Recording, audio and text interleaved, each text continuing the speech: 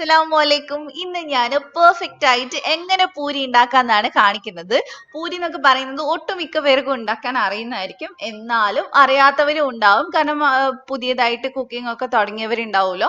അപ്പൊ അവർക്ക് വേണ്ടിയിട്ടാണ് ഞാനിത് മെയിൻ ആയിട്ട് കാണിക്കുന്നത്. ഇതിൽ അങ്ങനെ അധികം ഓയിലൊന്നും കുടിക്കില്ല. അതേപോലെ തന്നെ നമുക്ക് റേഷൻ കടയിൽ നിന്ന് വാങ്ങിക്കുന്ന പൊടിയാണെങ്കിലും നല്ല നല്ല പൊടിയാണെങ്കിലും ഏത് പൊടിയാണെങ്കിലും നമുക്ക് ഇതേപോലെ നല്ല പെർഫെക്റ്റ് ആയിട്ടുള്ള പൂരി ഉണ്ടാക്കി എടുക്കാൻ പറ്റും. നമ്മൾ കുറച്ച് കാര്യങ്ങൾ ശ്രദ്ധിച്ചാൽ മതി. അപ്പൊ ഞാൻ എങ്ങനെയാണ് ഉണ്ടാക്കുന്നതെന്ന് ഞാൻ കാണിച്ചു തരാം. അപ്പൊ നമുക്ക് വീഡിയോയിലോട്ട് പോവാം.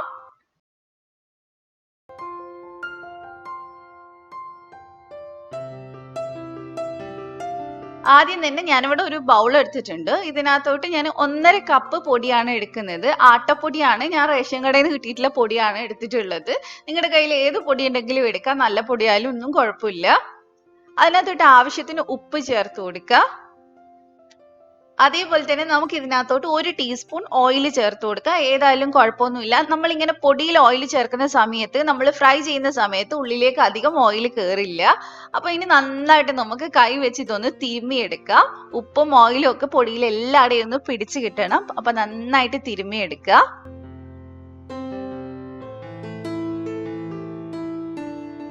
ഇനി നമുക്ക് ഇതിനകത്തോട്ട് 1 ടേബിൾ സ്പൂൺ റവ ചേർത്ത് കൊടുക്കുക. കുറച്ച് നല്ല ക്രിസ്പി ആയിട്ട് കിട്ടാൻ വേണ്ടിയിട്ടാണ്. അപ്പൊ അതും കൂടി ചേർത്തിട്ട് നമുക്ക് നന്നായിട്ട് ഒന്നുകൂടെ ഒന്ന് മിക്സ് ചെയ്തെടുക്കുക.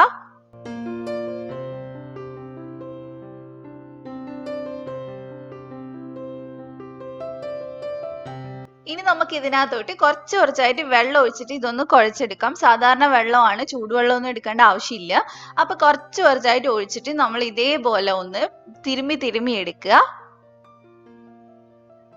നമ്മൾ വെള്ളം ഒരുപാട് ഒരുമിച്ച് ഒഴിക്കുന്ന സമയത്ത് ചിലപ്പോൾ അത് കൂടി പോകാൻ സാധ്യതയുണ്ട്. അപ്പൊ നമുക്ക് ഇങ്ങനെ ചെയ്യുന്നതാണ് എളുപ്പം.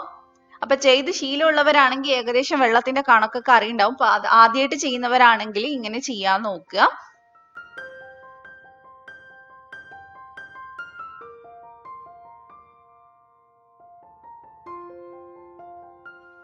ഇപ്പൊ വെള്ളം കറക്റ്റ് ആയിട്ട് നമ്മൾ ഒഴിച്ചിട്ടുണ്ട്. നമ്മൾ പൊടി എല്ലാം കൂടെ ഒരു ഉരുളയായി നമുക്ക് കിട്ടിയിട്ടുണ്ട്. ഇനി നമ്മൾ ഇത് നന്നായിട്ട് കുഴച്ചെടുക്കുക. ഇത് നമ്മൾ കൗണ്ടർ ടോപ്പിലൊക്കെ ഇട്ട് ചെയ്യുകയാണെങ്കിൽ നമുക്ക് പെട്ടെന്ന് ചെയ്തെടുക്കാൻ പറ്റും. അപ്പൊ ഇത് ഞാൻ കാണിക്കുന്നതുകൊണ്ട് ബൗളിൽ തന്നെ ചെയ്യുന്നേ ഉള്ളൂ.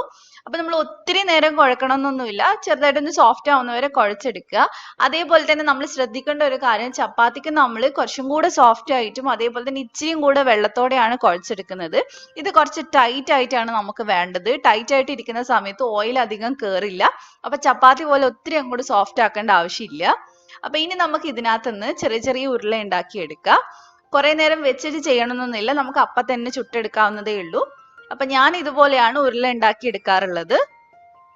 ചെറിയ പൂരിയാണ് ഞാൻ ഉണ്ടാക്കുന്നത്. നിങ്ങൾക്ക് വേണമെങ്കിൽ കുറച്ച് വലിപ്പമുള്ള പൂരിയായാലും കുഴപ്പമൊന്നുമില്ല. അതുപോലെ ഇങ്ങനെ ഒരു ചെറിയ പീസ് എടുത്ത് 2 കൈന്റെ ഇടയിൽ വെച്ച് ഉരുട്ടിയെടുത്താലും നമുക്ക് കറക്റ്റ് ആയിട്ട് ഉരുട്ടിയെടുക്കാൻ പറ്റും. ഇങ്ങനെയാണ് കുറച്ചും കൂടെ എളുപ്പം. അപ്പൊ ഇതേപോലെ തന്നെ നമുക്ക് എല്ലാം ചെയ്തെടുക്കാം. ഞാനിപ്പോ എല്ലാം ചെയ്തെടുത്തിട്ടുണ്ട്. കുഞ്ഞു ഉരുളയായിട്ടാണ് ഞാൻ എടുത്തിട്ടുള്ളത്. ഇനി നമുക്ക് ഇതൊന്ന് പരത്തിയെടുക്കാം.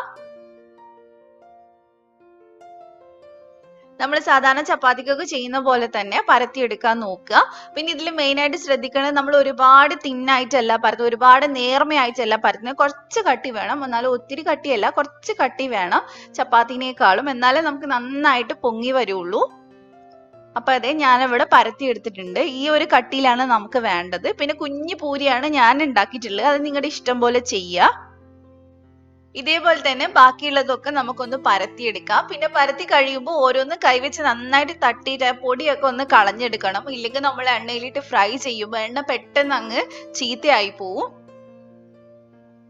അപ്പൊ അതെ, ഞാൻ ഇതും ഒന്ന് പരത്തി എടുത്തിട്ടുണ്ട്. ഇനി നമുക്ക് എണ്ണ ചൂടാവാൻ വെക്കാം. പൂരി ഇടുന്ന സമയത്ത് എണ്ണ നല്ല ചൂടുണ്ടാവണം. എന്നാൽ മാത്രമേ പൂരി നന്നായിട്ട് പൊങ്ങി വരുള്ളൂ. അപ്പൊ അത് നന്നായിട്ട് ശ്രദ്ധിക്കാൻ നോക്കുക. അപ്പൊ ഇനി നമുക്ക് ഇതിനകത്തോട്ട് പൂരി ഇട്ട് കൊടുക്കാം.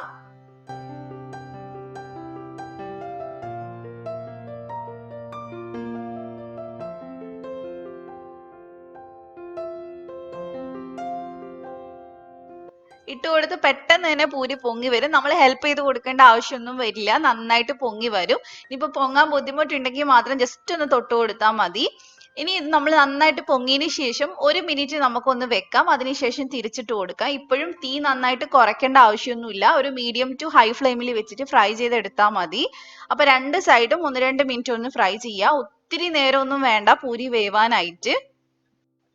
രണ്ട് സൈഡും അത്യാവശ്യം കളർ ആവുന്ന സമയത്ത് നമുക്ക് എണ്ണയിൽ നിന്ന് കോരി മാറ്റാം. ഒരുപാട് കരിയുന്നുണ്ടെങ്കിൽ മാത്രം മീഡിയം ഫ്ലെയിമിൽ താഴെ വെച്ചാൽ മതി, അല്ലെങ്കിൽ നമുക്ക് ഈ ഫ്ലെയിമിൽ തന്നെ ചുട്ടെടുക്കാം. അപ്പൊ ഇതേപോലെ തന്നെ ബാക്കിയുള്ളതൊക്കെ ചുട്ടെടുക്കുക. നമ്മൾ ഓരോ പൂരി ഇടുമ്പോഴും ഫ്ലെയിം കൂട്ടി വെച്ചിട്ട് തന്നെ ഇടാൻ നോക്കുക. അപ്പൊ പൊങ്ങിയിട്ട് 1 മിനിറ്റ് കഴിയുമ്പോൾ നമുക്കൊന്ന് തിരിച്ചിട്ട് കൊടുക്കാം. ഓരോരുത്തരും പൂരിയും ചപ്പാത്തിയൊക്കെ ഉണ്ടാക്കുന്നത് ഓരോ രീതിക്കായിരിക്കും. ഞാൻ എന്തായാലും ഇങ്ങനെയാണ് ഉണ്ടാക്കാറുള്ളത്. അപ്പോൾ വേണ്ടവർ ഒന്ന് ഇങ്ങനെ ട്രൈ ചെയ്ത് നോക്കുക. ഇതുവരെയായിട്ട് പെർഫെക്റ്റ് ആയിട്ട് പൂരി കിട്ടാത്തവരൊന്ന് ട്രൈ ചെയ്ത് നോക്കുക. നമ്മൾ ഏത് പൊടി വെച്ച് ചെയ്താലും നമുക്ക് ഇത്രയും പെർഫെക്റ്റ് ആയിട്ടുള്ള പൂരി കിട്ടും. കഴിക്കാനും നല്ല ടേസ്റ്റ് ആണിത്.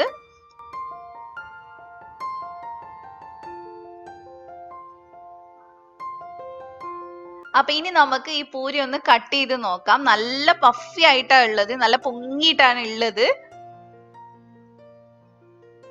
അപ്പൊ എല്ലാരും ഇതേപോലെ ഒന്ന് ട്രൈ ചെയ്ത് നോക്കുക. നിങ്ങൾക്ക് എന്റെ റെസിപ്പി ഇഷ്ടമായിട്ടുണ്ടെങ്കിൽ വീഡിയോ ഒന്ന് ലൈക്ക് ചെയ്യുക, ഷെയർ ചെയ്യുക. അതേപോലെ തന്നെ സബ്സ്ക്രൈബ് ചെയ്യാതെ ആരെങ്കിലും കാണുന്നുണ്ടെങ്കിൽ ഒന്ന് സബ്സ്ക്രൈബ് ചെയ്യുക. എന്നിട്ട് തൊട്ടടുത്തുള്ള ബെല്ലൂടെ ഒന്ന് ക്ലിക്ക് ചെയ്യുക. എന്നിട്ട് അതിൽ ഓൾ എന്നുള്ള ഓപ്ഷൻ ക്ലിക്ക് ചെയ്യുക. എന്നാൽ മാത്രമേ ഞാൻ വീഡിയോസ് ഇടുമ്പോൾ നിങ്ങൾക്ക് നോട്ടിഫിക്കേഷൻ വരുള്ളൂ. അപ്പൊ ഇതേപോലെ തന്നെ മറ്റൊരു കിഡിലൻ വീഡിയോ ആയിട്ട് ഇൻഷാല്ലാ നമുക്ക് നാളെ കാണാം. Thank you for watching.